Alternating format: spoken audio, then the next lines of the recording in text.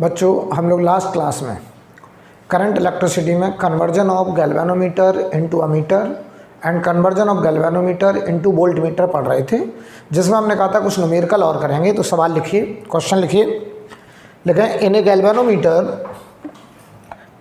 Galvanometer there is a deflection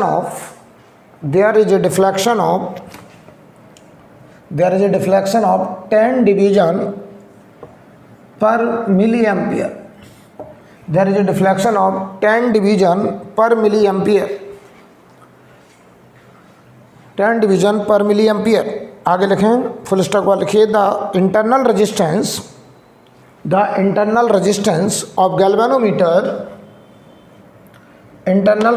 of galvanometer is 60 ohm. Internal resistance of galvanometer is 60 ohm. Right, full stop वाला लिखिए, if a shunt of 2.5 ohm, if a shunt of 2.5 ohm is connected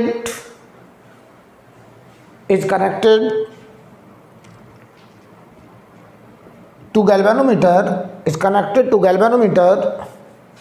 and there are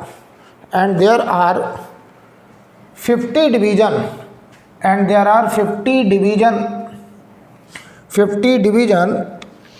in all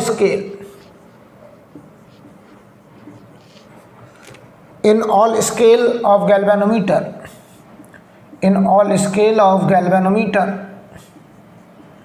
and there are 50 division in all scale of galvanometer. Full stop वाला लिखिए, what maximum current can this galvanometer read? What maximum current can this galvanometer read?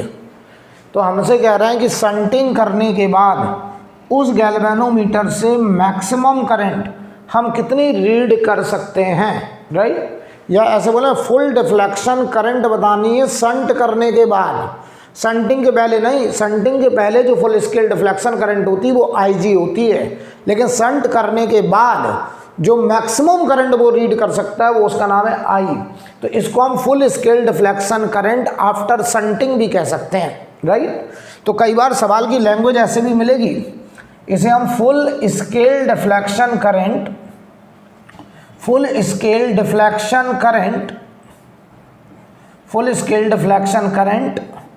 After shunting भी कहा जा सकता है, after shunting, right? चलिए, हमें बेटा I निकालना है। तो सबसे पहले एक बात बताओ, इस गैल्वेनोमीटर के स्केल पर कितने टोटल डिवीजन हैं? आपने कहा सर 50 डिवीजन है। याद करो, कल एक सवाल में हमने करा था, उसमें 100 डिवीजन थे। तो मैंने आपसे कहा था कि ये कोई स्टैंडर्ड डिवीजन नहीं होते हैं, हर सवाल में अलग अलग आपको मिल सकता है। तो इसीलिए रटने की ज़रूरत नहीं है कि 100 डिवीजन होंगे कि 50 डिवीजन होंगे, वो क्वेश्चन में दिया जाएगा, राइट? तो चलिए देखते हैं। सबसे पहले एक काम करो, IG निकालो। देखो बेटा, 10 डिवीजन में ये 1 मिली एम्पियर को रीड कर रहा है, तो एक डिवीजन में 1/10 मिली एम्पियर को रीड करेगा। टोटल डिवीजन कितने हैं? 50 डिवीजन। तो 50 डिवीजन में जो करंट रीड होगी बताओ, होगी 50/10, यानी बताओ 5 मिली एम्पियर, और इसी को हम लोग बोलेंगे IG। IG का मतलब है full scale deflection current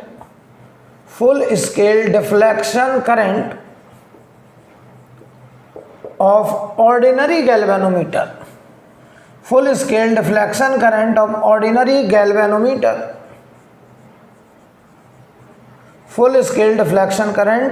ordinary galvanometer, यानी शंटिंग करने के पहले जो ऑर्डिनरी गैल्वेनोमीटर है उसका फुल स्केल डिफ्लेक्शन करंट है क्या? IG, और वो आ गया 5 मिली एम्पियर। हमें क्या निकालना है? हमें निकालना शंट करने के बाद वो मैक्सिमम करंट कितना रीड कर सकता है। ये ऐसे बोले full scale deflection current after shunting बताना है। तो बताओ तरीका क्या था? IG के साथ याद आ रहा, शंटिंग कैसे करते थे हम लोग? गैल्वेनोमीटर के साथ S पैरेलल में लगाते थे। कहो तो एक बार फोटो बना दें। ऐसे ये गैल्वेनोमीटर कॉइल होती थी, इसके साथ यहाँ पे हम पैरेलल में एक शंट रेजिस्टेंस लगाते थे, यहाँ से करंट आई आता था जिसमें से इधर आई जी जाता था और इधर आई माइनस आई जी जाता था, और ये दोनों बेटा पैरेलल होते थे। और पैरेलल अगर होंगे तो हम बताइए ज़रा, इक्वेशन लिखते थे आई जी इंटू जी बराबर आई माइनस आई जी इंटू एस, ऐसे तो लिखते थे। हमको क्या निकालना बेटा, आई निकालना है, आई। तो एक काम करो, इसको इधर ले जाओ, तो आई जी के साथ जी प्लस एस, आई जी के साथ जी प्लस एस, इधर आई इंटू एस, तो आई आ गया आई जी जी प्लस एस अपॉन एस। ये बताओ वो करंट आ रही है जो शंट करने के बाद उस गैल्वेनोमीटर से हम मैक्सिमम करंट रीड कर सकते हैं, लेकिन ये बहुत बड़ी करंट नहीं आएगी। क्यों? क्योंकि तुमने जो शंट में यूज किया है वो ओम यूज किया है। याद करो, हम लोग जनरली शंट में जब माइक्रो ओम ऑर्डर का यूज करते थे, तब बताओ करंट जो आई आता था वो हमारा आई आता था एम्पियर ऑर्डर का। तो ये बहुत छोटी सी करंट आएगी, क्योंकि आपने जो शंट रेजिस्टेंस लिया है वो बहुत बड़ा ले लिया है, 2.5 ओम ले लिया है। अगर हम ये माइक्रो ओम ऑर्डर का लेते तब हमारी करंट मैक्सिमम 10 एम्पियर 20 एम्पियर इस तरीके की करंट रीड होती। यहाँ पे जो करेक्शन करा गया वो थोड़ा सा गड़बड़ करेक्शन है, हमने बड़ा रेजिस्टेंस शंट में इस्तेमाल कर लिया, लेकिन सवाल है हमें तो न्यूमेरिकल करना है। हमने बताओ शंट रेजिस्टेंस बहुत बड़ा ले लिया, इसलिए जो करंट मैक्सिमम आएगी वो छोटी करंट आएगी। चलो निकालते हैं कितनी करंट, आई बराबर आई जी कितनी बेटा 5 मिली एम्पियर, ये मिली एम्पियर, जी कितना है 60 प्लस 2.5 अपॉन एस की वैल्यू 2.5, तो ये देखो 62.5 अपॉन 2.5 25, तो ये बताओ आई आ गया 125 मिली एम्पियर, ये आंसर आ गया। तो ये करेक्शन आपने बहुत अच्छा करेक्शन नहीं करा बेटा। क्यों नहीं करा बहुत अच्छा करेक्शन? क्योंकि करेक्शन करने के बाद आप जो करंट रीड कर पा रहे हैं वो करंट ही बताओ मिली एम्पियर ऑर्डर की आ रही है। जबकि बताइए अगर हम शंट लगा देते माइक्रो ओम ऑर्डर का तो हमारी करंट आती 10 एम्पियर 20 एम्पियर ऑर्डर की। खैर, क्वेश्चन एकदम क्लियर है। अगला सवाल लिखिए, अगला क्वेश्चन लिखिए, इसे नोट करो और अगला सवाल करेंगे।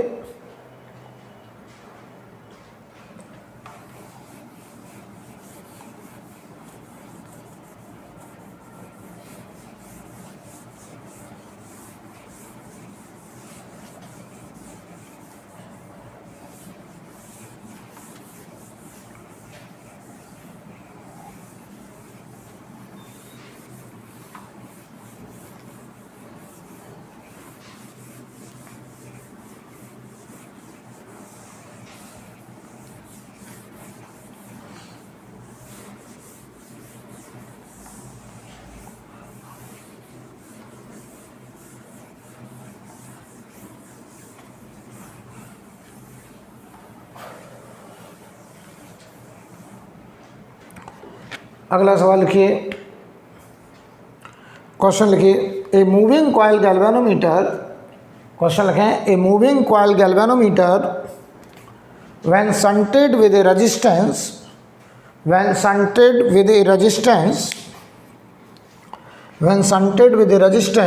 5 ohm, when shunted with a resistance 5 ohm, it shows full scale deflection, for 250 milliampere. It shows full scale deflection for 250 milliampere.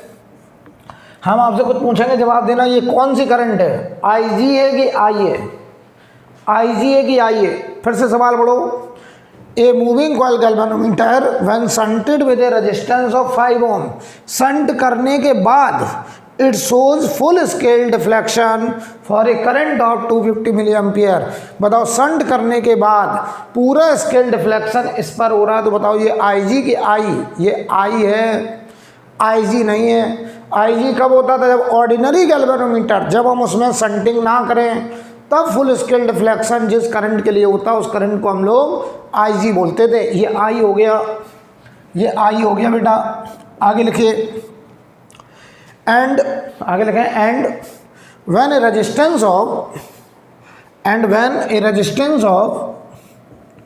1050 ohm and when a resistance of 1050 ohm is connected in series, it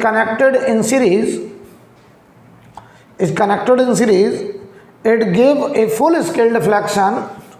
It gave a full scale deflection for 25 volt.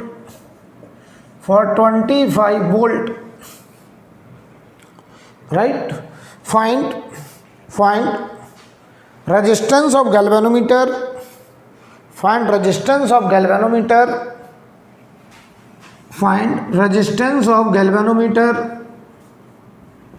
and full scale deflection current when it is used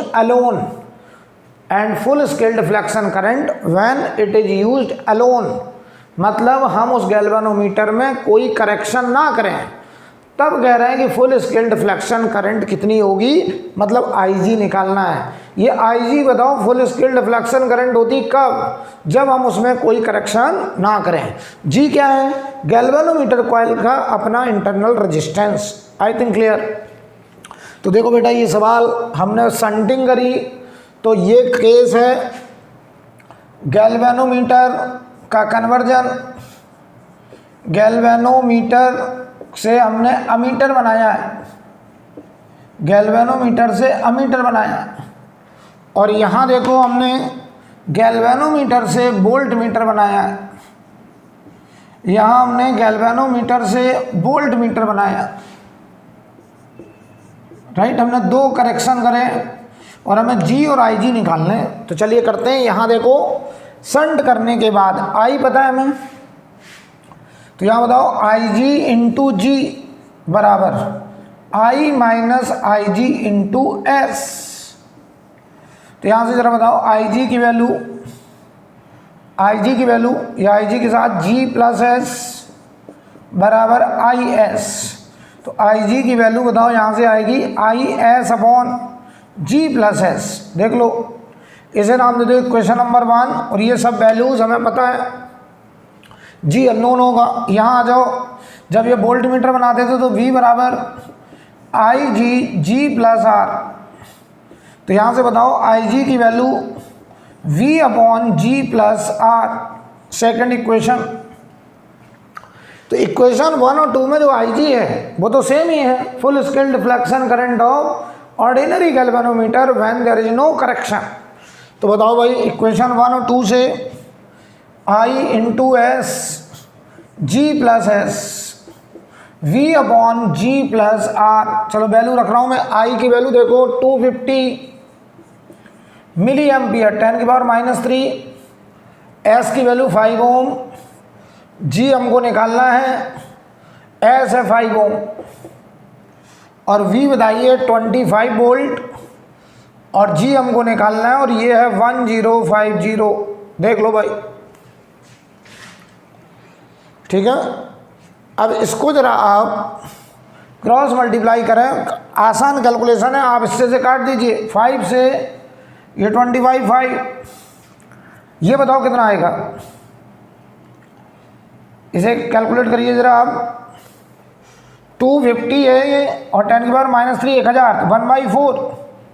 तो 1/4 G plus S, देख लो 5 upon G plus 1050। बेटा ये 1/4 हो गया, 1000 है, तो 250 upon 1000 1/4। अब cross multiply करो, तो G plus 1050 20G plus 20S, S क्यों है 5 है ना, G प्लस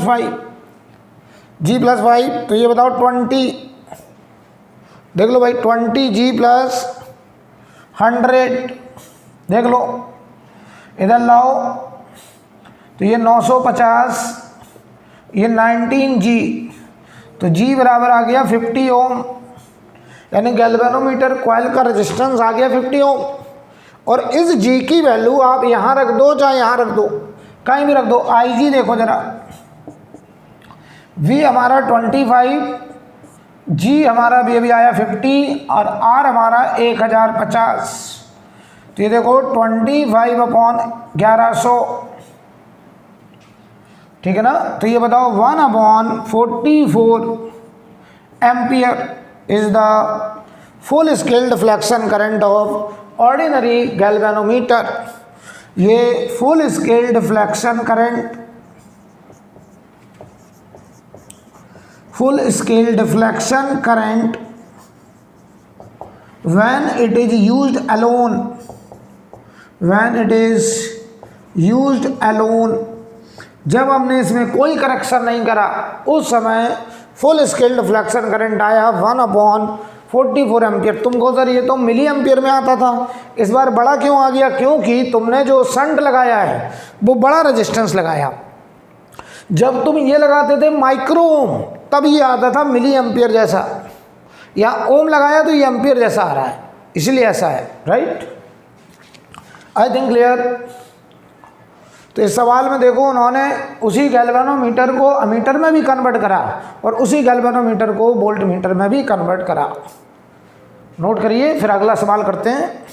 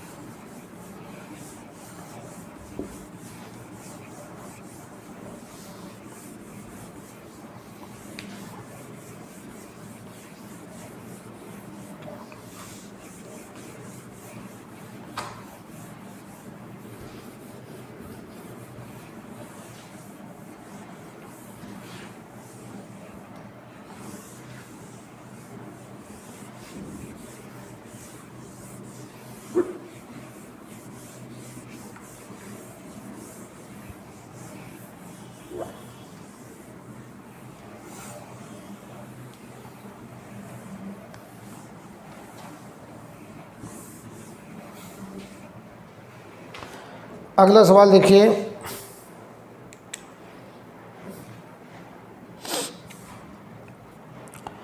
यहाँ पर हम आपको एक सर्किट दे रहे हैं। सवाल देखिए, पहले हम सर्किट बना दे रहे हैं। ये एक बैटरी है 84 वोल्ट का, यहाँ पर एक 100 ओम का रेजिस्टेंस, यहाँ हमने एक वोल्ट मीटर लगा रखा है इस 100 ओम के अक्रॉस वोल्टेज रीड करने के लिए। ये 200 ओम का रेजिस्टेंस, ये सर्किट है। तो सवाल लिखें, ए वोल्ट मीटर, क्वेश्चन लिखिए, a voltmeter of resistance 400 ohm, a voltmeter of resistance 400 ohm, इसका रेजिस्टेंस है 400 ohm. A voltmeter of resistance 400 ohm is used to measure the potential difference, across 100 ohm resistor, is used to measure the potential difference across 100 ohm resistor as shown in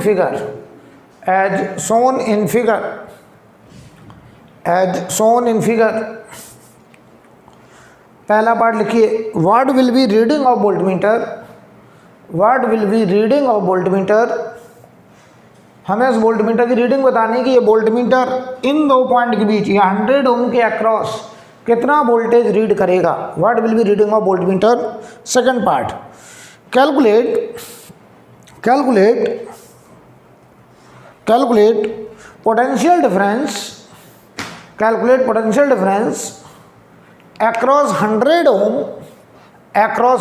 ohm before the voltmeter is connected, across the 100 ohm before voltmeter is connected, that is actual voltage across 100 ohm, that is actual voltage across 100 ohm।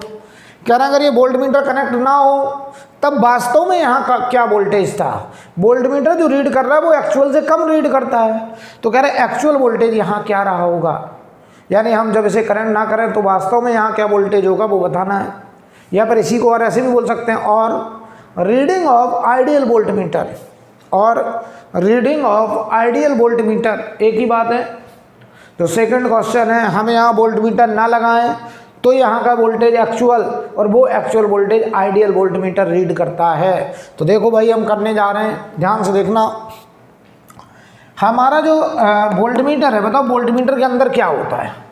Volt meter के अंदर एक galvanometer होता है, इसके साथ हम एक large resistance लगाते थे, और इस पूरे को हम लोग बोलते थे रेजिस्टेंस ऑफ वोल्ट मीटर, यानी G+R, और ये G+R मिला के हमें दिया गया 400।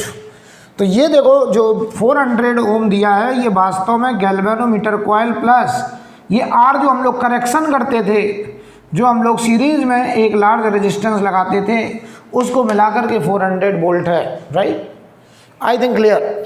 और इस पूरे को हम लोग फिर बोलते थे वोल्ट मीटर। अब समझो बेटा, हमें पता करना है इस वोल्ट मीटर की क्या रीडिंग होगी, हमको ये बताना है। रीडिंग ऑफ वोल्ट मीटर बतानी है, तो जरा बताओ यार। सबसे पहले ये दोनों पैरेलल। सबसे पहले हम यहाँ से करंट निकालेंगे कि बैटरी से कितना करंट निकलेगा, सबसे पहला काम। तो बैटरी से निकलने वाला करंट, ये दोनों पैरेलल, उसके साथ ये सीरीज, तो R equivalent between terminal of battery, भाई बैटरी से निकलने वाला करंट तो ऐसे ही पता चलेगा। पहले R इक्विवेलेंट निकालो इन दो पॉइंट के बीच में, ये पॉइंट और ये पॉइंट, P और Q बोलते हैं इनको, between the terminal of battery, ऐसे बोलते रहे बिटवीन P एंड Q। तो बताओ बेटा 400 और 100 पैरेलल में, तो देखना ध्यान से, 100 × 400 अपॉन 100 + 400, ये आया इन दो का पैरेलल, उसके साथ ये सीरीज, तो +200, ये आ गया R इक्विवेलेंट। देखो ये कितना आ रहा है, ये हुआ 500, देख लो भाई 500 आया, 2 0 खत्म हुआ, 5 इधर आया हमारा 20, तो 80, तो ये पूरा आया 280 ओम। चेक कर लो, 280 ओम आ रहा मेरे हिसाब से, आ गया। तो अगर 280 आ गया तो बैटरी से निकलने वाली करंट, यहाँ लिख दे रहे हैं I बराबर B/R इक्विवेलेंट, और V बताओ है 84/280, ये बताओ, यह 3/10 यानी 0.3 एम्पियर।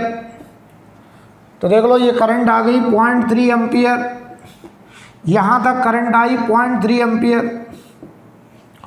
अब इस करंट को बंटना है, और आपने पढ़ा पैरेलल में करंट का बंटवारा रेजिस्टेंस के इनवर्स रेशियो में। तो ये बताओ 1:4, तो 4 हिस्से यहाँ, 1 हिस्सा यहाँ, टोटल हिस्से 5, तो इसमें 5 से करेंगे डिवाइड, और फिर 4 हिस्से इधर, तो 4/5 × 0.3 एम्पियर इधर जाएगा, यानी ये होगा 1.2/5 एम्पियर इधर जाएगा, 1 हिस्सा। अच्छे समझ लो बेटा, 4 हिस्से इधर, 1 हिस्सा इधर, तो टोटल हिस्से 5 करने, तो इधर जो करंट जाएगा वो जाएगा 0.3/5 एम्पियर। तो देख रहा वोल्ट मीटर की reading, current into resistance of volt meter, तो I, इसे हम नाम देते हैं I1, ये वाली करंट, इसे नाम दे दिया I2, और यहाँ जाके वापस I हमारा 0.3 एम्पियर हो जाएगा। तो देखो भाई I2 वोल्ट मीटर वाली current into resistance of volt meter. आप चाहें तो इसको I1 × 100 भी लिख सकते थे, फर्क नहीं पड़ता। तो ये बताओ I2 0.3/5 × 400, तो ये बताओ 3 हो गया 40, 8, 24 वोल्ट, 24 वोल्ट आ रही है वोल्ट मीटर की रीडिंग। अब पता ये रीडिंग लेस देन एक्चुअल है। पहले केस का जो आंसर है वो 24 वोल्ट, यानी अगर हमने एक वोल्ट मीटर 400 ओम का लगाया तो वो यहाँ का वोल्टेज 24 वोल्ट रीड कर रहा है। वास्तव में यहाँ वोल्टेज 24 वोल्ट से ज़्यादा होगा, क्योंकि वोल्ट मीटर की रीडिंग एक्चुअल वोल्टेज से हमेशा कम आती है बेटा, राइट। अब देखते हैं एक्चुअल वोल्टेज निकालते हैं, या ऐसे बोले हम ये रेजिस्टेंस बढ़ाते चले जाएं और आइडियल वोल्ट मीटर बनाते हैं। आइडियल वोल्ट मीटर कब बनता है? जब ये रेजिस्टेंस इनफाइनाइट हो जाए, तब हम कहते हैं कि ये volt meter actual voltage read करेगा। तो हम इसका सेकंड पार्ट करने जा रहे हैं, इसे नोट करो पहले, फिर हम इसका सेकंड पार्ट आपको एक्सप्लेन करें।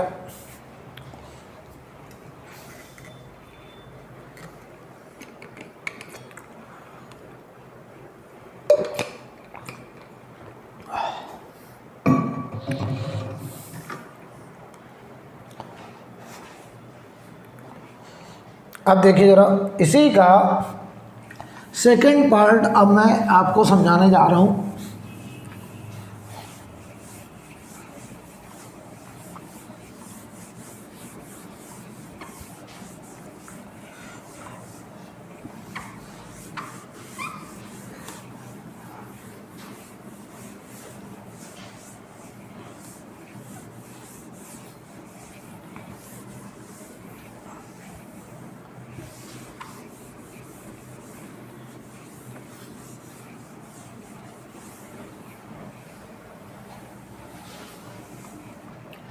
ध्यान दीजिए, सर्किट ये था, सेकंड पार्ट कर रहे हैं। यहाँ पर एक बैटरी था जो कि 84 वोल्ट का था। हमें एक्चुअल पोटेंशियल निकालना 100 वोल्ट के अक्रॉस, और यहाँ पर एक 200 ओम था, ऐसे था, ये सर्किट था। हम जो करें इसके across actual potential difference find out करिए। तो क्या बोला था सवाल में? Potential difference before the volt meter is connected. तो हम यहाँ कोई वोल्ट मीटर कनेक्ट ना करें तो ए और बी के बीच में पोटेंशियल डिफरेंस एक्चुअल आएगा, या ऐसे बोले इसी का दूसरा मतलब, इसी सवाल का दूसरा मतलब, दोनों बातें एक ही, अच्छे समझ लो। हम कोई पोटेंशियल, कोई भी वोल्ट मीटर कनेक्ट ना करें, या फिर कनेक्ट करें तो आइडियल कनेक्ट करें। ये 200 ओम और ये 100 ओम, और हमने इन दो टर्मिनल के बीच में, जिनके बीच में हमको एक्चुअल पोटेंशियल डिफरेंस निकालना है, तो हमने यहाँ पर एक वोल्ट मीटर लगा दिया। कैसा? आइडियल। बताओ बेटा, ये आइडियल वोल्ट मीटर लगा दिया। आइडियल वोल्ट मीटर का मतलब समझते हो आप? इसका रेजिस्टेंस कितना? इनफाइनाइट। इसका रेजिस्टेंस इनफाइनाइट, और अगर इसका रेजिस्टेंस इनफाइनाइट तो पता है यहाँ से जो करंट जाएगी वो करंट पूरी की पूरी इस रेजिस्टेंस से होते हुए वापस बैटरी में आ जाएगी, ऐसे। इस रास्ते में कोई करंट नहीं आएगी। इस रास्ते में कोई करंट ना आने का मतलब वास्तव में यहाँ हमने कोई वोल्ट मीटर लगाया ही नहीं। दोनों बातें एक ही, अच्छे समझ लो। या तो आइडियल वोल्ट मीटर का मतलब हमने इसका रेजिस्टेंस इतना बड़ा कर दिया कि ये इनफाइनाइट को टेंड कर गया, तब इसकी रीडिंग यहाँ एक्चुअल वोल्टेज को रीड करेगा, राइट। या फिर हम कोई वोल्ट मीटर ना लगाएं तो जो वोल्टेज 100 ओम के अक्रॉस होगा वही तो बताओ एक्चुअल वोल्टेज होगा, राइट। तो ये बेटा 100 ओम है। अब देखना, तो बताओ ये ideal volt meter actual potential difference across 100 ओम रीड करेगा। तो देखो कैसे करेंगे, बताओ ये दोनों कैसे? सीरीज में। तो 100, 200, 300, तो यहाँ से जो करंट निकलेगी आई वो होगी 84/300। देख लो बेटा, 3 से काटो 28, 28/100, 28/100 एम्पियर। तो यहाँ से जो करंट जा रही होगी वो 28/100 एम्पियर। तो बताओ इस 100 ओम के अक्रॉस जो वोल्टेज होगा वो वोल्टेज होगा आई आर। आई ये देखो 28/100 एम्पियर, आर है देखो 100 ओम, तो आंसर आया 28 वोल्ट। यानी वास्तव में यहाँ जो वोल्टेज है वो 28 वोल्ट है, जबकि याद करो पिछले केस में जब हमने यहाँ 1 वोल्ट मीटर 400 ओम का लगाया था तो उसने यहाँ 24 वोल्ट रीड किया था, जबकि आइडियल वोल्ट मीटर की रीडिंग कितनी आएगी 28 वोल्ट। वास्तव में यहाँ पोटेंशियल डिफरेंस 28 वोल्ट है, जो कि 400 ओम का वोल्ट मीटर कहता था, हम 24 वोल्ट रीड कर पाए। बताओ इसका रजिस्टेंस जब 400 ओम था पिछले केस में, तब यहाँ वोल्टेज 24 वोल्ट था, हम इसे 400 ओम से बढ़ाते चले जाएं, कहाँ तक ले जाएं, इनफाइनाइट तक ले जाएं, तब हमारा यहाँ का वोल्टेज 28 वोल्ट आएगा। इनफाइनाइट होने का मतलब यहाँ से जो करंट आई वो पूरी करंट इधर चली गई, इधर करंट जीरो। क्यों जीरो? क्योंकि यहाँ इनफाइनाइट रेजिस्टेंस है, तो पूरी करंट इधर चली गई। तब ये वोल्ट मीटर कहेगा यहाँ का वोल्टेज, हम एक्चुअल वोल्टेज बताएंगे, और वो एक्चुअल वोल्टेज कितना होगा 28 वोल्ट। I think clear. तो ये ध्यान रखिए। अच्छा बताओ, अगर हम यहाँ पे 400 ओम ले ये थे पिछले केस में, तो यहाँ वोल्टेज 24 वोल्ट आया था। हम यहाँ का रेजिस्टेंस 400 ओम से 1000 ओम कर दें, यहाँ का वोल्टेज 24 वोल्ट से बढ़ जाएगा। हम इसका रेजिस्टेंस बढ़ाते चले जाएं, यहाँ की रीडिंग बढ़ती चली जाएगी, एक्चुअल के पास पहुँचती जाएगी, और जब हम यहाँ का रेजिस्टेंस इनफाइनाइट को टेंड कर दें, तब यहाँ का वोल्टेज एक्चुअल वोल्टेज को टेंड करेगा, और वो आएगा 28 volt. That is answer. I think clear. तो इसे नोट करो बेटा, और अब हेडिंग डालिए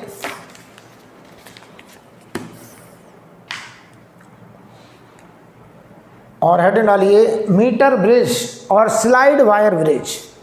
अब बस इसमें 2 आर्टिकल बचे हैं, एक मीटर ब्रिज का और एक पोटेंशियोमीटर का। उसके बाद करंट इलेक्ट्रिसिटी पूरा खत्म हो जाएगा, हम लोग मैग्नेटिज्म में एंटर करेंगे, लेकिन हमें मीटर ब्रिज पोटेंशियोमीटर के पहले सवाल लगाते हुए ही खत्म करना है, राइट। तो देखिए जरा,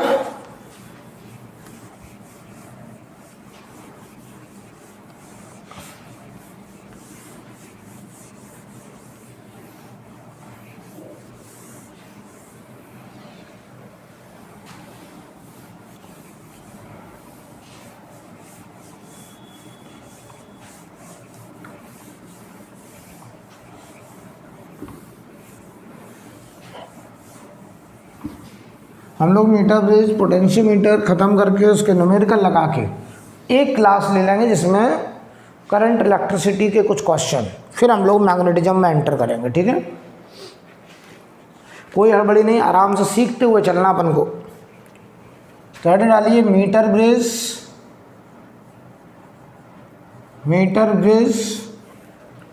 और slide wire bridge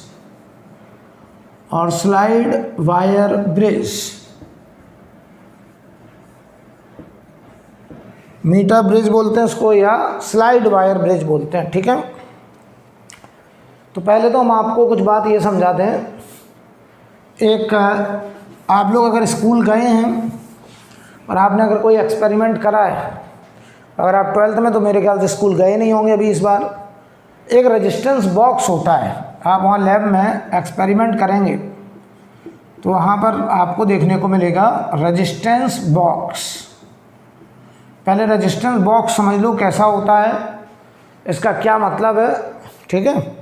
resistance box एक ऐसे डिब्बा होता है, ऐसे डिब्बा, ऐसे ये वुडन बॉक्स होता है, ऐसे लकड़ी का एक डिब्बा होता है, ऐसे ये बंद होता है, ऐसे ये बॉक्स होता है। इसमें ऐसे बहुत सारी कीज इंसर्ट रहती हैं, ऐसे इनके ऊपर लिखा रहता है 10 ओम, 20 ओम, 50 ओम, ऐसे ये बहुत सारी कीज इंसर्ट होती हैं, ठीक है, इस बॉक्स के ऊपर। वास्तव में क्या होता है, वास्तव में इन कीज के नीचे यहाँ पे रेजिस्टेंस लगे रहते हैं, इसके साथ कनेक्शन में ऐसे रेजिस्टेंस लगे रहते हैं।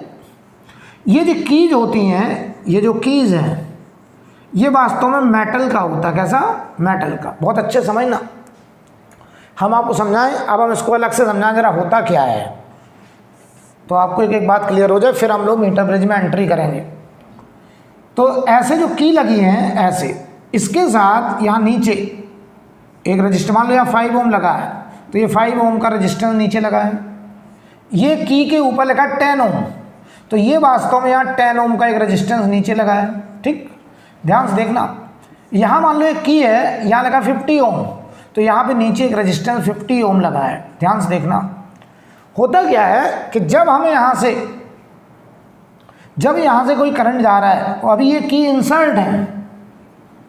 इंसर्ट है, तो पता है ये मेटल के हैं, तो यहाँ से जो करंट जाती है वो यहाँ से ऊपर मेटल से होते हुए ऐसे चली जाती है बाईपास के थ्रू, ऐसे ये करंट ऐसे बाईपास के थ्रू चली जाती है और ये सारे रेजिस्टेंस शॉर्ट हो जाते हैं। क्या शॉर्ट हो गए, ये भी शॉर्ट हो गया, मतलब समझो, यानी जब हम इन सारी कीज को इंसर्ट करते हैं, जब कीज ऑलरेडी इंसर्ट हैं, तो हम कहते हैं कोई भी रेजिस्टेंस हमारे सर्किट का हिस्सा नहीं है, वो सारे रेजिस्टेंस क्या हो गए, शॉर्ट हो गए। अब देखना, मान लो हमने इसमें से एक की 5 ओम का की प्लग आउट कर लिया, ये 5 ओम है, ये प्लग आउट कर दिया, और ये देखना ये 10 ओम यहाँ एक ऐसे की लगा हुआ है, और मान लो हमने 50 ओम का भी की प्लग आउट कर दिया, इसको हटा दिया। अब देखना, अब करंट ऐसे जा रहा है, तो हमने बताओ अगर इसको प्लग आउट किया, ये प्लग आउट 5 ओम की रिमूव, और यहाँ पे हमने 50 ओम की रिमूव, मतलब समझो जरा मैं क्या सिखाने की कोशिश कर रहा हूँ, देखना। अब देखना, अब जो करंट जाएगी, अब की तो हट गई, मेटल हट गया, इस 5 ओम से होते हुए करंट जाएगी, और ये मेटल है तो इसमें ऐसे बाईपास से चली जाएगी, ये शॉर्ट हो गया, और यहाँ देखो 50 ओम से होते हुए करंट जाएगी। तो अब हम तुमसे कहें कि अगर हमने एक 5 ओम और एक 50 ओम की को रिमूव किया है, तो बताओ जरा कितना रेजिस्टेंस सर्किट में यूज हो गया, 5 ओम एंड 50 ओम, मतलब 55 ओम। तो मैं तुम्हें ये सिखाना चाह रहा हूँ कि अगर मैं रेजिस्टेंस बॉक्स से 5 ओम की को बाहर निकालता हूँ, तो समझ जाओ 5 ओम रेजिस्टेंस हमारे सर्किट में यूज होने जा रहा है। अगर हमने 50 ओम रिमूव कर दिया, तो समझ जाओ 50 ओम भी हमारे सर्किट में यूज होने जा रहा है। तो हमसे कई बार सवाल की लैंग्वेज में ऐसे बोल देते हैं कि हमने रेजिस्टेंस बॉक्स से एक 5 ओम एक 50 ओम की को रिमूव किया, तो आप समझ जाना 55 ohm resistance is used in our circuit, right. हमारे सर्किट में 5 ओम और 50 ओम का रेजिस्टेंस यूज होने जा रहा है, राइट। तो ध्यान दीजिए, इसका मतलब समझें, it means 5 ohm and 55 ohm resistance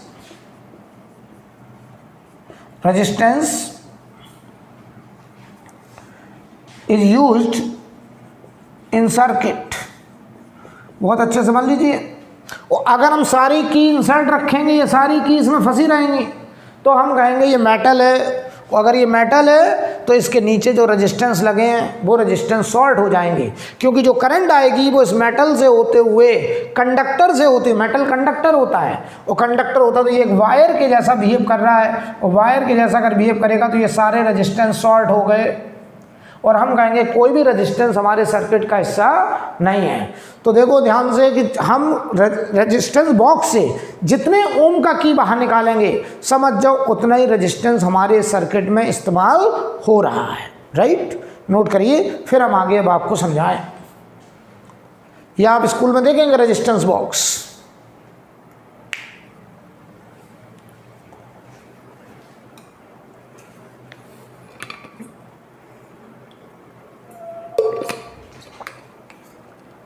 अब देखिए,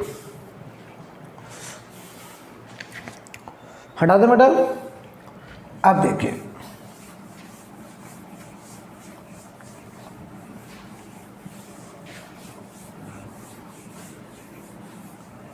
तो बताओ रेजिस्टेंस बॉक्स में से हम जितने ओम का की बाहर निकाल लेंगे, समझ जाओ उतना ही रेजिस्टेंस हमारे सर्किट में यूज होने जा रहा है। तो रेजिस्टेंस बॉक्स का रेजिस्टेंस तो हमें पता होगा कि हमने इतना ही ओम का की निकाला है, तो इतना ही रेजिस्टेंस हमारा सर्किट में यूज हो रहा है, राइट। तो रेजिस्टेंस बॉक्स हम लोग जो यूज करेंगे उसका रेजिस्टेंस हमें पता हो जाएगा। कैसे पता हो जाएगा? कि जितना ओम का की हम लोग बाहर रिमूव करेंगे वही रेजिस्टेंस यूज होगा। तो इसमें लिखिए पहले मीटर ब्रिज और स्लाइड वायर ब्रिज में लिखें इट इज़, इसमें एक लाइन लिखिए it is modified form of, it is modified form of Wheatstone bridge, it is modified form of Wheatstone bridge, comma करके लिखिए, used for determination of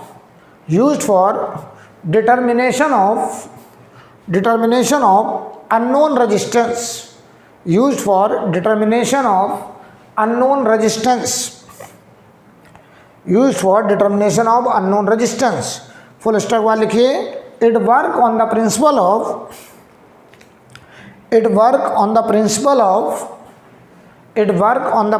of balance Wheatstone bridge, it work on the principle of balance Wheatstone bridge that state if there is no deflection, in galvanometer,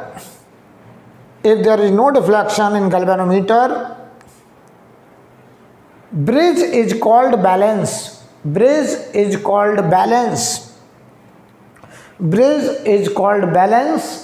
and then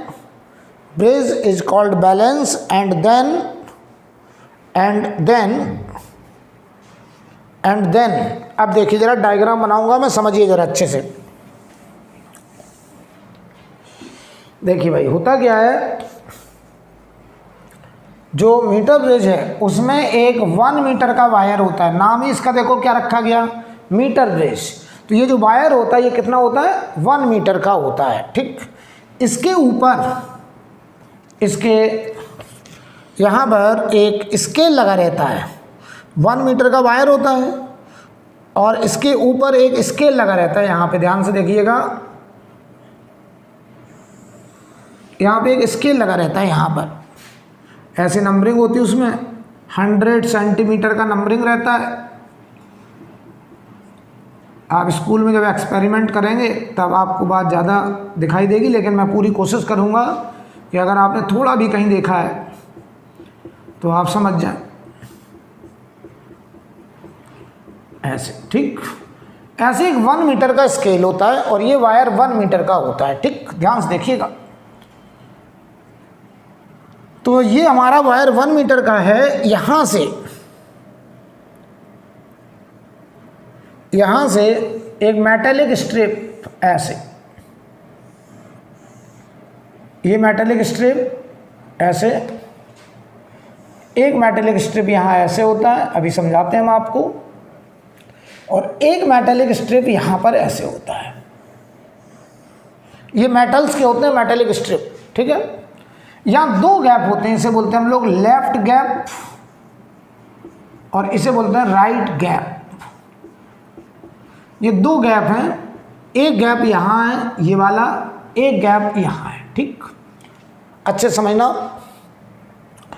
और यहाँ पर एक external circuit होता है जहाँ पे ये बैटरी जिससे करंट फ्लो कराएंगे, और ये की है जो कि अभी ओपन रखा है हमने, ऐसे, ठीक, ऐसे ये की अभी ओपन है। ध्यान से देखना, हम क्या करते हैं, दोनों रेजिस्टेंस में, एक में नॉन रेजिस्टेंस का मतलब है रेजिस्टेंस बॉक्स, नॉन रेजिस्टेंस। ये रेजिस्टेंस बॉक्स जरूरी नहीं कि यहीं हो, इधर भी हो सकता है, ठीक। कोई ज़रूरी नहीं कि रेजिस्टेंस बॉक्स को हमेशा लेफ्ट गैप में रखना है, ऐसा कोई रूल नहीं है। रेजिस्टेंस बॉक्स को हम राइट गैप में भी रख सकते हैं। कुल मिला के एक गैप में रेजिस्टेंस बॉक्स होगा और एक गैप में अननोन रेजिस्टेंस होगा जो हमको निकालना है। मान लो ये S और ये हमारा अननोन रेजिस्टेंस। तो हम लोग मीटर ब्रिज से क्या करते हैं, अननोन रेजिस्टेंस को फाइंड आउट करने की कोशिश करते हैं।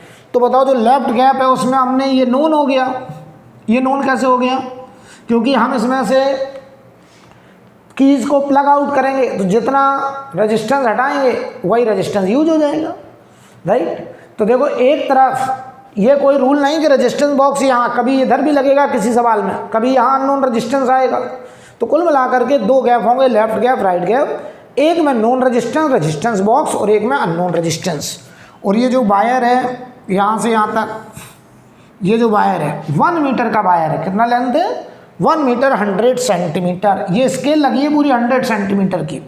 और ये जो वायर है ये वायर हमारा यूनिफॉर्म वायर है, कैसा यूनिफॉर्म, मैं यहाँ लिख दे रहा हूँ uniform cross section, uniform cross section and same material, पूरे में मटेरियल सेम है, ऐसा नहीं है कि ये एल्युमिनियम आधा आधा स्टील, पूरा एल्युमिनियम या पूरा स्टील मेटल है ये वायर है। अब ध्यान दो, यहाँ से मिड से हम एक गैल्वेनोमीटर का कनेक्शन करते हैं और इस गैल्वेनोमीटर को इस वायर पर एक जॉकी, इसे बोलते हैं जॉकी, और इस जॉकी को स्लाइड करते हैं, ध्यान से देखना, जॉकी को स्लाइड करते हैं और तब तक स्लाइड करते हैं जब तक कि नल डिफ्लेक्शन ना मिल जाए। मतलब समझो क्या, हम पहले यहाँ एक की इंसर्ट करते हैं, ऐसे एक की फंसाते हैं, एक्सपेरिमेंट स्कूल में होगा इसका, हम ऐसे एक की फंसाते हैं और जैसे की फंसाया तो ये सर्किट क्लोज हुआ, यहाँ से करंट निकला और हम इस जॉकी को लगातार इस पर स्लाइड कर रहे हैं। कब तक स्लाइड कर रहे हैं, जब तक कि इस गैल्वेनोमीटर में जीरो डिफ्लेक्शन, और जीरो डिफ्लेक्शन को ही बोलते हैं नल डिफ्लेक्शन। ध्यान से देखना, नल डिफ्लेक्शन की खोज में हम इस जॉकी को यहाँ से शुरू करते हैं, धीरे धीरे स्लाइड करते जाते हैं, लगातार इसमें नीडल घूम रहा है और हम ऐसी जगह जाके रुकते हैं जहाँ इसमें जीरो डिफ्लेक्शन, नल डिफ्लेक्शन आ जाए। और जीरो डिफ्लेक्शन आया इसका मतलब ये करंट गई, ध्यान से देखना, अगर यहाँ जीरो डिफ्लेक्शन, इसका मतलब इस रास्ते में करंट क्या होगी, जीरो। इसका मतलब यहाँ एक पॉइंट एम पॉइंट अगर मान लें और जहाँ जॉकी है वहाँ एक पॉइंट हम एन मान लें, तो बताओ एट नल डिफ्लेक्शन क्या मैं ये बोल सकता हूँ, at null deflection potential of M point is equal to potential of N point. अगर इन दोनों पॉइंट का पोटेंशियल बराबर हो गया तभी तो इस रास्ते में कोई करंट नहीं जा रही है। याद करो व्हीटस्टोन ब्रिज कंडीशन। तो यहाँ से जो करंट गई, ध्यान से देखना, इधर चली गई I1 और इस वायर में चली गई I2, ठीक। तो ये I1 पूरी इस रेजिस्टेंस बॉक्स से होते हुए, इस बॉक्स से होते हुए I1, इस मेटल से होते हुए I1, और ये स्ट्रेट चली गई इधर I1, और ये पूरी I1 यहाँ से वापस यहाँ आ गई I1, और इस वायर में I2 जा रही है और ये पूरी I2 स्ट्रेट चली गई और यहाँ जाके वापस I बन गया, I1 प्लस I2 बैटरी में आ गया। यानी बताओ इधर इस रास्ते में कोई करंट नहीं गई और इस रास्ते में कोई करंट नहीं गई, तो बताओ ये स्केल लगी है। तो जब नल डिफ्लेक्शन देखा कि ये नल डिफ्लेक्शन यहाँ L सेंटीमीटर पे मिल रहा है, तो अगर इधर से L, तो ये दूरी कितनी, 100 माइनस L, क्योंकि पूरा वायर कितनी लेंथ का है, 1 मीटर लेंथ का पूरा वायर होता है। तो इधर से लेंथ अगर L सेंटीमीटर, तो इधर से लेंथ कितना, 100 माइनस L सेंटीमीटर, राइट। तो जरा ध्यान दो, एट नल डिफ्लेक्शन Vm बराबर Vn, अगर ऐसा है तो बताओ इन दो टर्मिनल का पोटेंशियल अगर बराबर, तो ये रेजिस्टेंस अपॉन L लेंथ का रेजिस्टेंस, ये unknown resistance upon 100 minus L length का रेजिस्टेंस क्या बराबर होगा, यस। तो मैं लिखने चला resistance of resistance box upon resistance of L length बराबर unknown resistance upon resistance of 100 minus L length. ये सफिक्स में लिखा है, ये सफिक्स में लिखा है, ठीक है। तो ध्यान दीजिए, तो रेजिस्टेंस ऑफ रेजिस्टेंस बॉक्स और L लेंथ का resistance rho L by A, rho हो गई रेजिस्टिविटी, L हो गया length, A area cross section, S upon rho 100 minus L upon A, rho by A हो गया कैंसिल। तो यहाँ से देखो बेटा, अगर हमें S निकालना है तो S की वैल्यू बताओ क्या हो जाएगी, R upon L into 100 minus L। तो क्या हम लोग ये अननोन रेजिस्टेंस फाइंड आउट कर लेंगे, यस, ये फाइंड कर लेंगे। तो देखो होता क्या है कि जब नल डिफ्लेक्शन मिलता है, मान लो हमका यहाँ 40 सेंटीमीटर पे नल डिफ्लेक्शन, ये 60 सेंटीमीटर पे इधर है, तो ये R अपॉन 40 S अपॉन 60 बराबर होगा। ये देखो रिलेशन, यहाँ से क्या रिलेशन आ रहा है, R upon L will be S upon 100 minus L, ये रिलेशन आ रहा है। यानी बताओ ये R रेजिस्टेंस बॉक्स का रेजिस्टेंस, ये R upon this L length S upon this 100 minus L length, ratio balance होगा। क्यों रेशियो बैलेंस होगा? क्योंकि ये wheat stone bridge balance condition पे काम कर रहा है, यहाँ का पोटेंशियल यहाँ का पोटेंशियल बराबर है, तो ये रेजिस्टेंस और इतनी L लेंथ का रेजिस्टेंस और S रेजिस्टेंस और 100 माइनस L लेंथ के रेजिस्टेंस का रेशियो बैलेंस होना चाहिए। नोट करिए, तो ये बात निकल के आती है। अब देखो सवाल में कभी यहाँ रेजिस्टेंस बॉक्स होगा, कभी इधर एस होगा। लॉजिक क्या है कि व्हीट स्टोन ब्रिज हमेशा नल डिफ्लेक्शन प्रिंसिपल पे काम करेगा, और नल डिफ्लेक्शन प्रिंसिपल पे काम करेगा तो यहाँ जो भी रेजिस्टेंस होगा अपॉन यहाँ की रीडिंग लेंथ, और यहाँ बताओ जो रेजिस्टेंस होगा अपॉन यहाँ का लेंथ, रेशियो बैलेंस होगा। ये व्हीट स्टोन ब्रिज का प्रिंसिपल होगा। आप इसे नोट करिए, फिर हम न्यूमेरिकल के माध्यम से बात करते हैं। न्यूमेरिकल के माध्यम से बात करते हैं।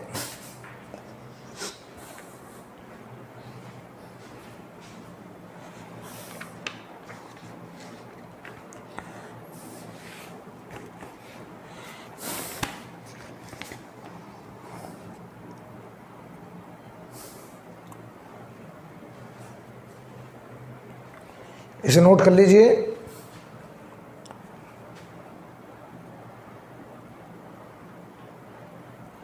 हटा दें बेटा। अब देखिए,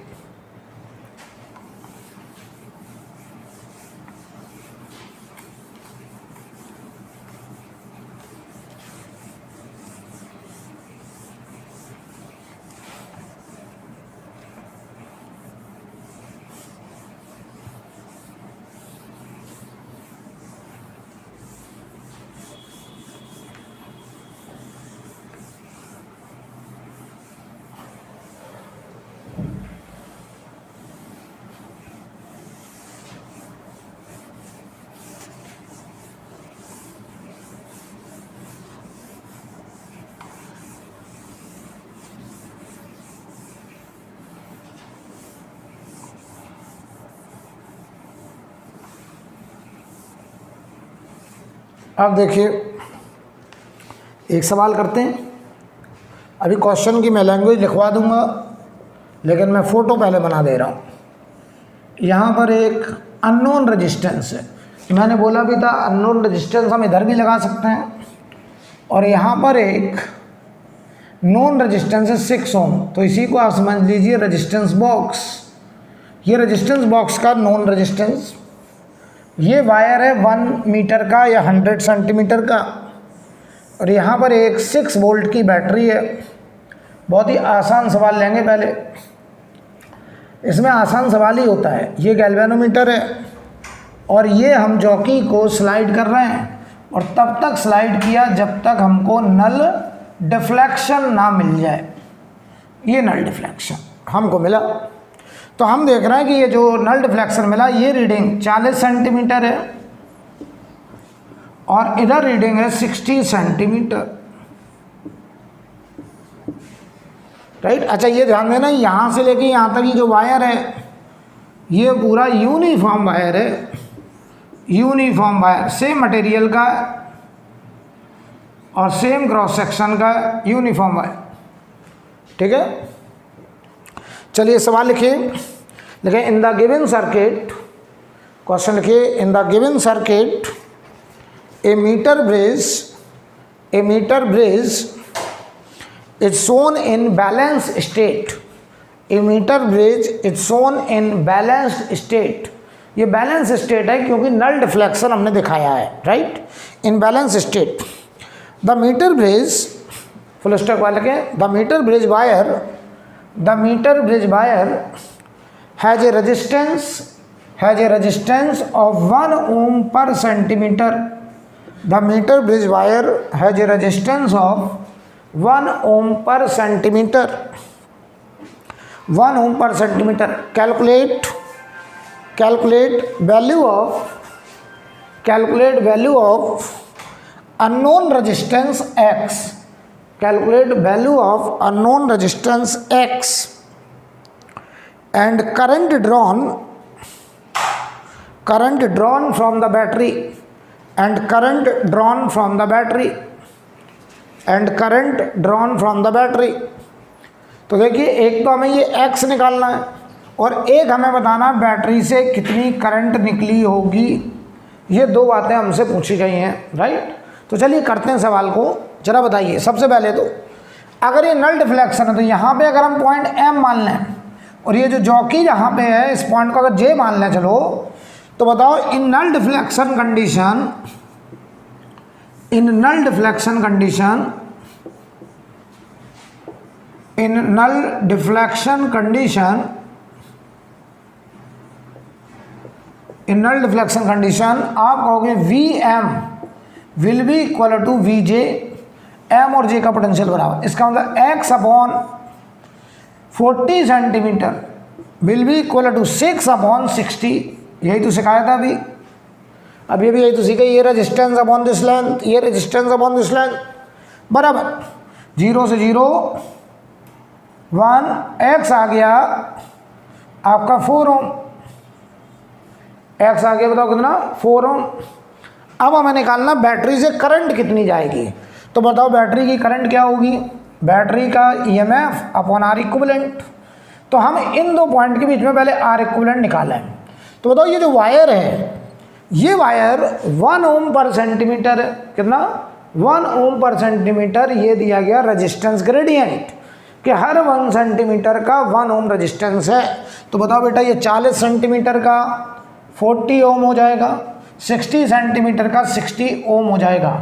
हर 1 सेंटीमीटर का 1 ओम, तो 40 सेंटीमीटर का 40 ओम, 60 सेंटीमीटर का 60 ओम। बताओ अगर ये नल डिफ्लेक्शन है, इधर कोई करंट नहीं, तो इस आई में से इधर अगर आई बन गया तो ये I1 पूरा इधर चला जाएगा, इधर अगर I2 गया तो ये पूरा I2 इधर चला जाएगा।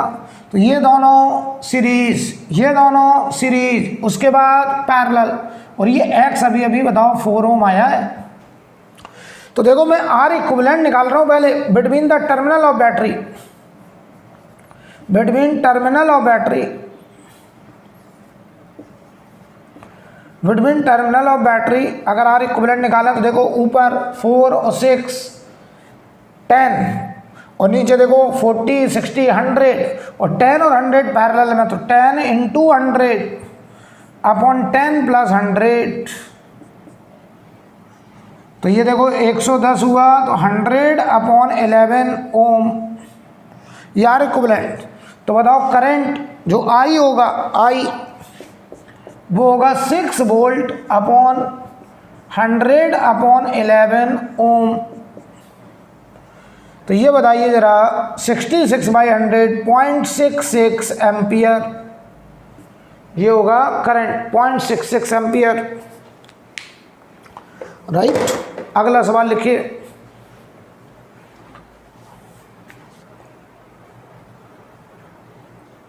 हो गया।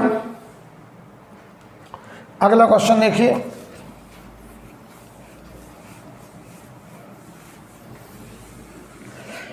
अगला क्वेश्चन लिखे विद ए, क्वेश्चन लिखो with a certain resistance, with a certain resistance in the left gap, with a certain resistance in the left gap of slide wire meter brace, with a certain resistance in the left gap of slide wire meter brace, comma करके लिखें the balance point is obtained, the balance point is obtained when a resistance, balance point is obtained when a resistance of 10 ohm, when a resistance of 10 ohm is taken out from the resistance box, from the resistance box, full stop बार लिखें, on increasing the resistance, on increasing the resistance from resistance box, on increasing the resistance from resistance box by 12.5 ohm, by 12.5 ohm, by 12.5 ohm, then balance point shift by, then balance point shift by 20 centimeter, then balance point shift by 20 centimeter, then balance point shift by 20 centimeter. Find unknown resistance, find unknown resistance.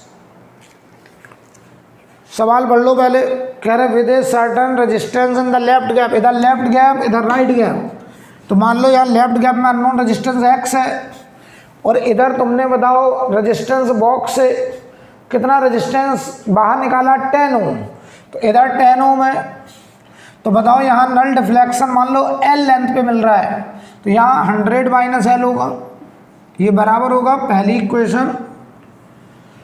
अब तुमने क्या किया, जो resistance box में तुमने 10 ओम का plug out किया था, अब तुमने 12.5 ओम और बाहर निकाल लिया, तो बताओ कितना रेजिस्टेंस यूज हो गया। 10 तो पहले से है, 12.5 ओम और इंक्रीज कर दिया 22.5, तो जरा जवाब देना।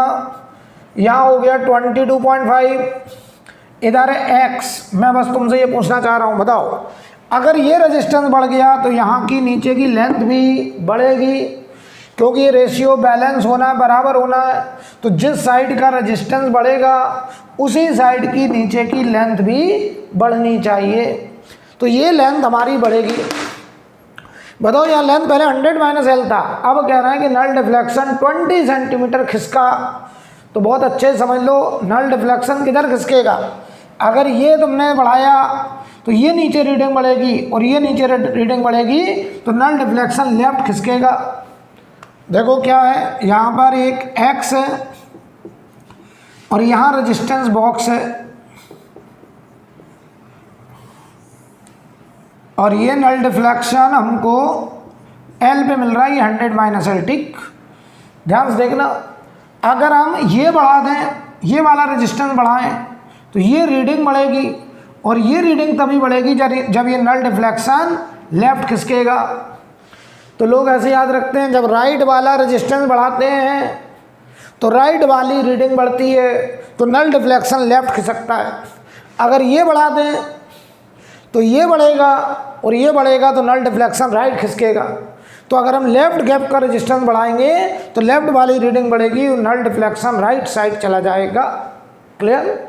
अब देखो, तो बताओ यहाँ 20 सेंटीमीटर बढ़ गया तो ये हो गया 120 माइनस L, ये 20 सेंटीमीटर घट गया तो L माइनस 20, क्योंकि दोनों को मिलके 100 सेंटीमीटर ही तो रहना है। अब कैलकुलेशन आप कर लो, equation number 1 divided by equation number 2 solve करो तो तुम पाओगे L बराबर आएगा 60 सेंटीमीटर, सॉल्व कर लेना, और X आएगा 15 ओम, X आएगा 15 ओम।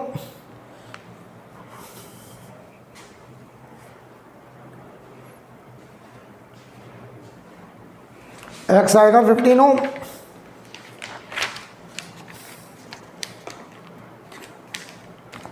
अगला सवाल लिखिए, अगला सवाल लिखिए,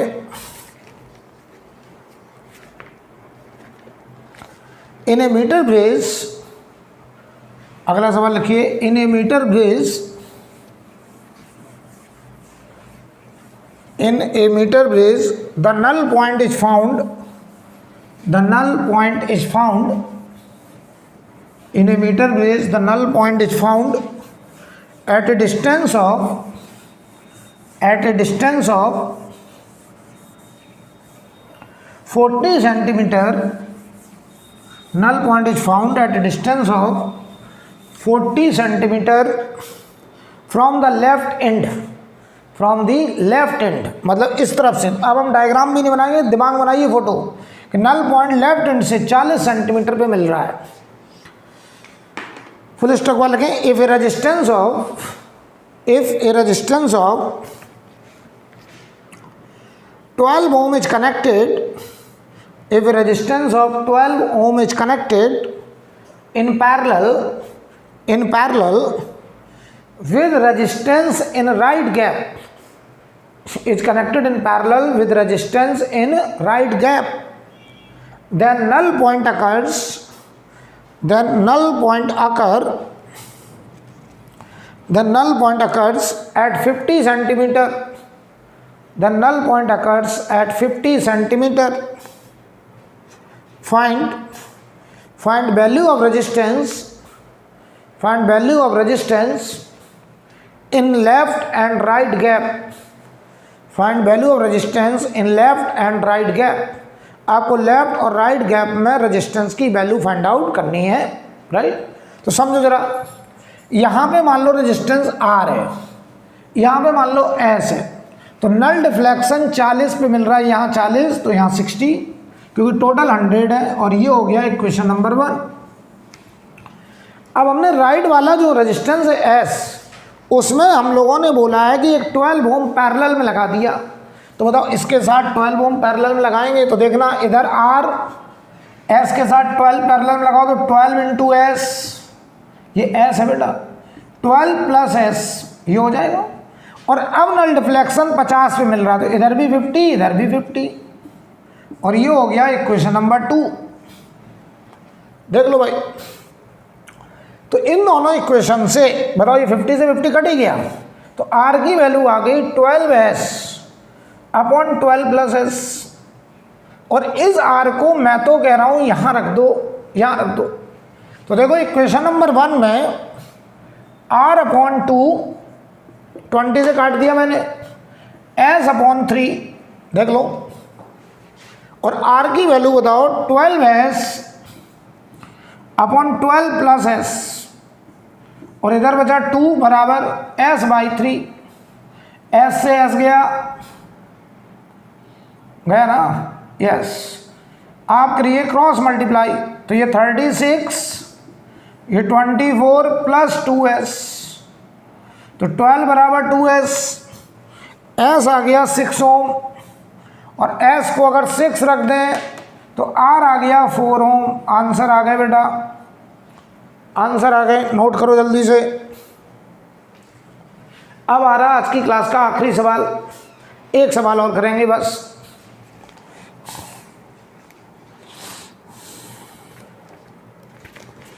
अगला क्वेश्चन लिखिए, ए रेजिस्टेंस ऑफ, क्वेश्चन लिखिए, a resistance of 2 ohm, a resistance of 2 ohm is connected, a resistance of 2 ohm is connected across one gap of meter bridge, across one gap of meter bridge, and an unknown resistance, and an unknown resistance, and an unknown resistance greater than 2 ohm, and an unknown resistance greater than 2 ohm is connected across other gap. Unknown resistance greater than 2 ohm is connected across other gap. Full stop वाला लिखिए, when these resistance are interchanged, when these resistance are interchanged, then balance point shift by 20 centimeter. Then balance point shift by 20 centimeter. Then balance point shift by 20 centimeter. Then balance point shift by 20 centimeter. Find unknown resistance. Find unknown resistance. ठीक है, चलो सवाल पढ़ो बेटा. एक तरफ 2 ओम है, एक तरफ अननोन रजिस्टर मान लो X है, और कह रहा है जो X है वो ग्रेटर देन 2 ओम है, ये दिया गया है. तो बताओ अगर इसके नीचे L रीडिंग है लेफ्ट साइड से, तो ये 100 माइनस L. क्यों भाई, तो ये 100 माइनस L बड़ा होगा, क्योंकि ये X बड़ा है तो ये भी बड़ा होगा, राइट. इसे हमने कह दिया इक्वेशन नंबर 1. आप ध्यान से देखना, अब हमने रेजिस्टेंस इंटरचेंज कर दिए, इधर X कर दिया, 2 इधर कर दिया. अब बताना, अब कह रहे हैं जो नल डिफ्लेक्शन है वो 20 सेंटीमीटर खिसक गया, तो देखना कौन सी रीडिंग बढ़ेगी. तो यहाँ का रेजिस्टेंस बड़ा, यहाँ का रेजिस्टेंस बड़ा, तो इसके नीचे रीडिंग भी बढ़ी. यार X बड़ा है तो रीडिंग भी बढ़ी. अब यहाँ रीडिंग 20 सेंटीमीटर बढ़नी है, क्योंकि कहा गया नल डिफ्लेक्शन 20 सेंटीमीटर शिफ्ट हुआ है. तो बताओ बेटा अगर ये L, तो ये L प्लस 20, तो ये बताओ 20 कम हुआ होगा, तो ये 80 माइनस एल, सेकेंड इक्वेशन, इसमें से 20 घटा दिया। अब सुनो, ये कैलकुलेशन बहुत कठिन हो गया आपके लिए, लेकिन मैं आपको तरीका बता रहा हूँ, वैसे करिएगा, एक लाइन में सवाल सॉल्व हो जाएगा। हमें अननोन रेजिस्टेंस एक्स निकालना है, ठीक।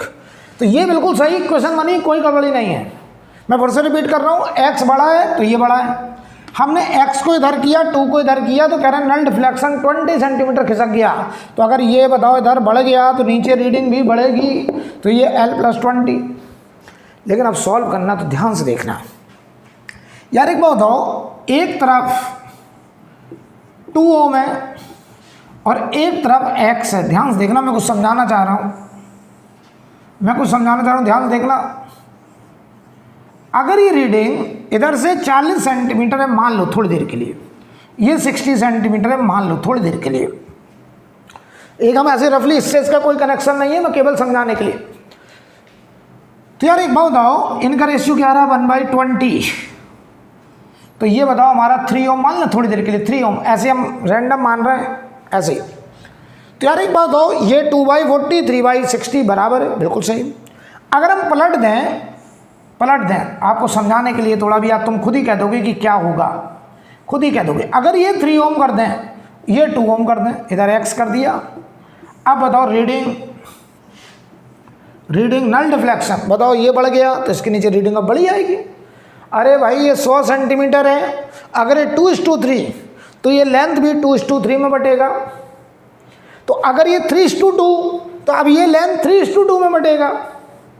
अगर तुमने इनको पलट दिया, देखो पहले ये 2:3 थे, तो 2:3 में लेंथ बढ़ गई 40-60। अगर इधर 3 आ गया, 2 इधर आ गया, तो अब 3:2 में, तो इधर 60 इधर 40। बोलो भाई। तो देखो मैं तुम्हें क्या सिखाने की कोशिश कर रहा हूँ कि जब तुम ये रेजिस्टेंस इंटरचेंज करोगे तो ये वाली रीडिंग अब इधर आ जाएगी और ये वाली रीडिंग इधर हो जाएगी।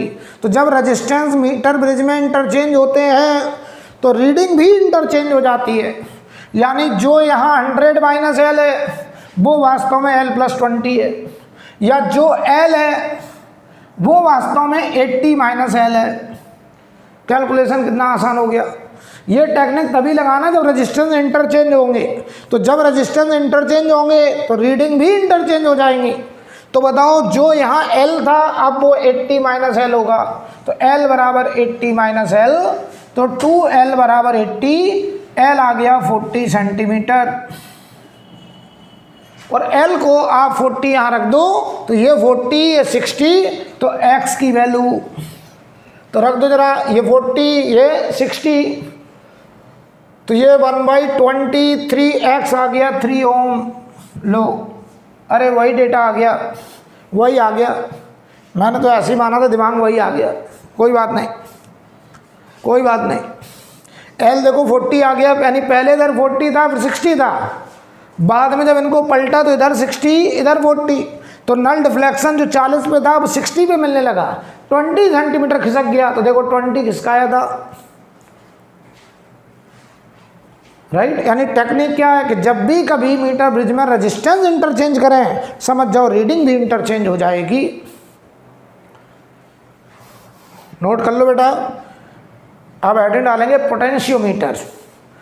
अब हमारे पास एक क्लास बची है पोटेंशियोमीटर की, लेकिन पोटेंशियोमीटर ख़त्म करके हम आपको आगे एक क्लास में करंट इलेक्ट्रिसिटी के न्यूमेरिकल, बहुत सारे न्यूमेरिकल करके तब इस टॉपिक को वाइंड अप करेंगे। फिर मैग्नेटिज्म स्टार्ट, यानी अब हम 2 क्लास आपसे और मांगेंगे, एक में पोटेंशियोमीटर और एक में प्रैक्टिस। उसके बाद फिर मैग्नेटिज्म में एंटर करेंगे, ठीक है।